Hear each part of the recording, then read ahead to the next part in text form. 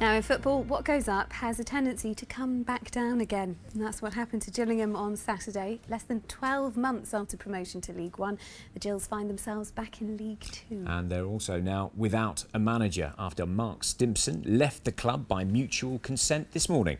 Neil Bell reports.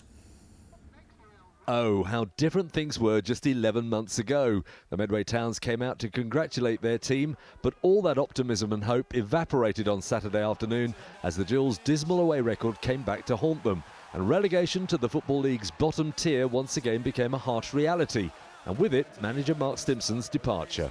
The manner in which we got relegated on Saturday and the performance away at Wycombe was alarming for me. And I've troubled about it all over the weekend.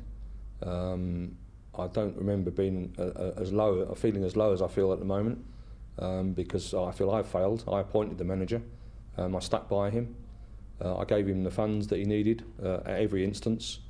We had a decent budget, and I think we've got a very good squad of players. In truth, many Gillingham supporters never really took to Mark Stimson, and few appeared surprised at his departure today. They were doing pretty bad under his management. So you wouldn't have given him any more jobs? Nah. His position had become untenable, I think. It wasn't just Wycombe, it was a series of away results. I went to quite a lot of them from January onwards and they were awful. I think you get a non-league manager and he brings in a lot of non-league players. I think that's the way the club's going to go.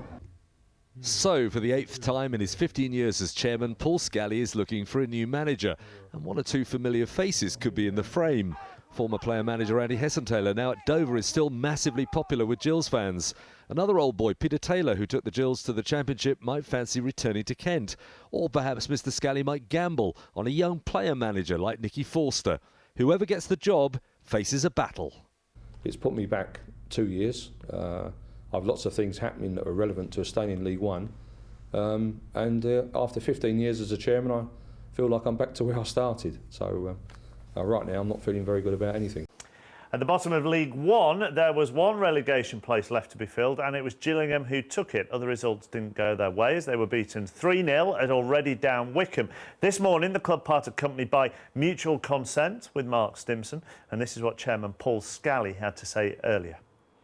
The manner in which we got relegated on Saturday and the performance away at Wycombe was alarming for me, and I've troubled about it all over the weekend. I don't remember being feeling as low as I feel at the moment, because I feel I've failed. I appointed the manager, I stuck by him, I gave him the funds that he needed at every instance. We had a decent budget, and I think we've got a very good squad of players.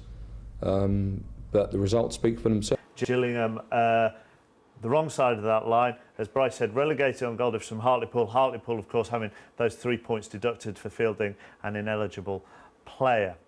Mark Stimson spoke to us after the game at Wycombe, and this is what he said. Well, I'm contracted to next season, but then that's the chairman's decision, isn't it? And there's a lot of managers who get relegated and lose their job, so I won't be the first, and I won't be the first manager to get the sack. It's just, like I say, it's how you get over it, what you take from it. It's been an absolute privilege to be manager of Gillingham Football Club. I hope I am next season, but if I'm not, I understand the decision from the chairman, and from day one he's been honest with me and I've been honest with him. I think I can do the job, but it's shown that we've got relegated, we've gone up, we've got relegated again, so that doesn't look very good. So I do look at the big picture, and I'm not stupid. I'm man enough to know what happened.